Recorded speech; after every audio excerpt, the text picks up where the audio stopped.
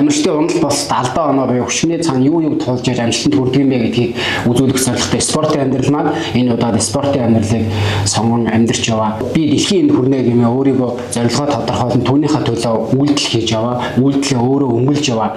Тэр бяцхан нэгэн жудоочийг өнөөдөр онцолж байгаа юм. Тэгээ яг миний энэ урд байгаа энэ цар цамаг уу бидний хэлж ярьж сурснаа стүүжин энийг 14 настай жудоочин Сансармаа хүн маань өөрөө гэртээ хийгээд за тэгээ энийг орлуулаад тэмцээн оролдоонд оролцох болон тэмцээнийхээ бусад урсгал зардалд зориулж явж байгаа. Тэгээд түр гарсан ойгоор нь бишгээ эхэлжлээ. Тэгээд дээрэмийн зүгт чинээр хоёулаа явуулсан юм чи.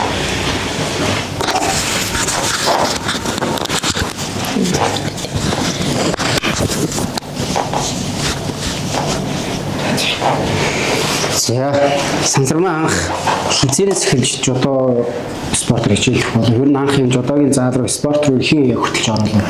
Анх 2024 оны 1 сард ахтайгаа цуг цэдэшин ширэг багш удирдлагад жудоогийн секцэнд орохоор очиж исэн.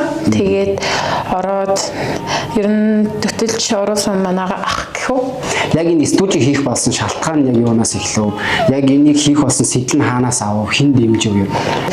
Ер нь бол анх санааг нь би гаргаад тэгээд манай ахч хоёр дэмжиж тэгээд ер нь бол хийгээд шийдчихсэн. Тэгээд анх яг ингээд дөнгөж эхлээд тэгээд амтлагаагаа хийгээд ингээд борлуулаад гэсэн чи хүмүүст яг хэр хүрж эхлэв? Яа, эхний хэдэн хоногт бол нэг хэмэр хүрээгүй. Тэгээд ер нь бол өвлийн чинь явж ирээд баахан ширнүүд авчираад нэг 8-7 хийгээд 4 зарагдлаа. Ер нь бол тэгтээ явах гайгүй зарагдсан даларсан л та. Тэгээд 4 зарагдаад юу ээжсэн.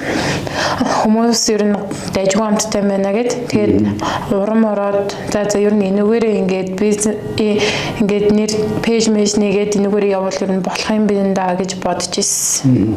Энийг яг хизээс хийж эхэлж байгаа юм.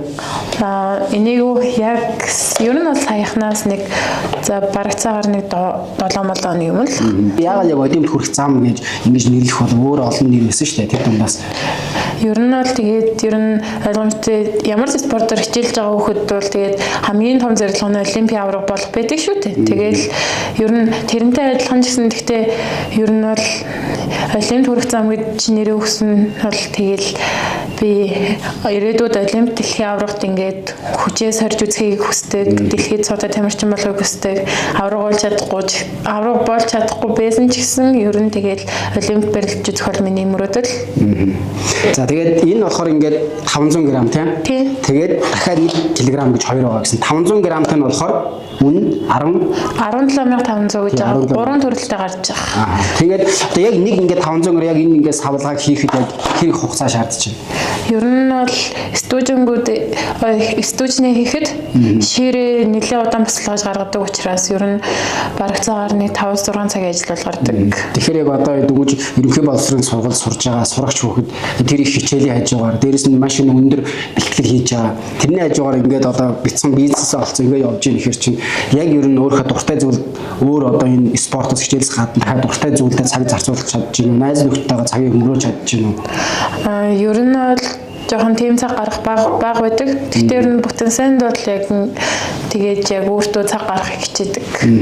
Яг ийм зүйл борлуулаад эхэлсэн чинь сургуулийн хүүхдүүд ч юм уу найзууд нь эргэн тойронд байгаа хүүхдүүд яаж хүлээж авч байна? Ер нь бол тэгээл студийн ах баярлээ эмэрлэгээ солиорол тэгэл комментуудыг уншихаар тэгэл мундаг хөө нэмэгтэй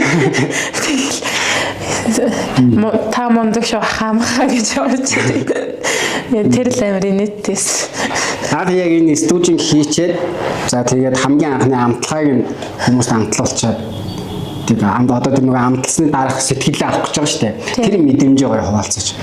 Ер нь бол тэгээд яг зарахтаа ингэж хэлжсэн байхгүй. За тэгээд илүү дутуу юм юу вэ?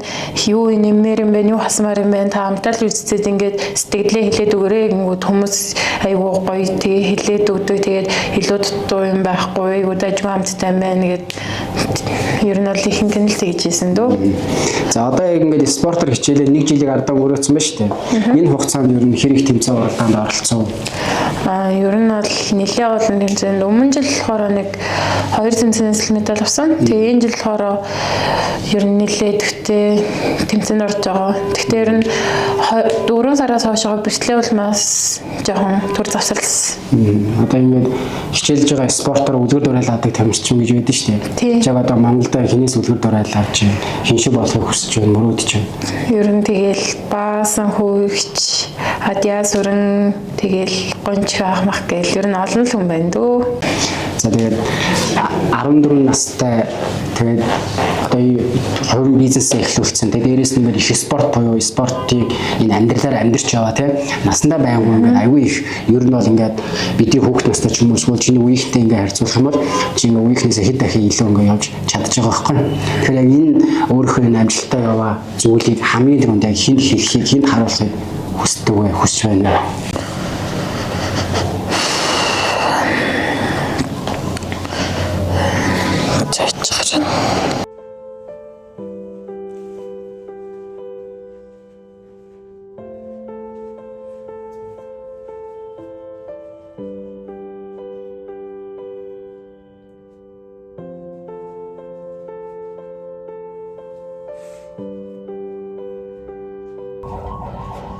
Манай ах бол амар сайн дэмждэг. Тэгээд уг нь чаддаг байсан бол ээж өөртөө бол хүсэж байна. 14 настай техник болсон сургууль сураад энэ нэг хичээлийн хайж байгаагаар өөрийнхөө бэлтгэх хүнд ачаалтын бэлтгэлээ хийгээд дээрээс нь бяцхан бизнесээ хийгээд ингээд явж байгаа. Энэ нас гэдэг аливаа зүйлийг чадахгүй болон болохгүй хэмждэг хэмжээр биш юм а гэдгийг бид нар дахин ойлгож байна. Тэгэхээр яг манай одоо энэ жудоочны маань энэ хийж байгаа бяцхан зүйлийг бизнесийн маань дэмжиж за олимпиад хүрэх замынх нь гэгээд илүү гоё тод болохыг хүсэх юм бол энэ доор гарч байгаа энэ утасны дугаараар болон пэйж хаягаар холбогдоод захиалга өгөх боломжтой юм шүү. За тэгээд спортын амьдрал Спартад онцлоо.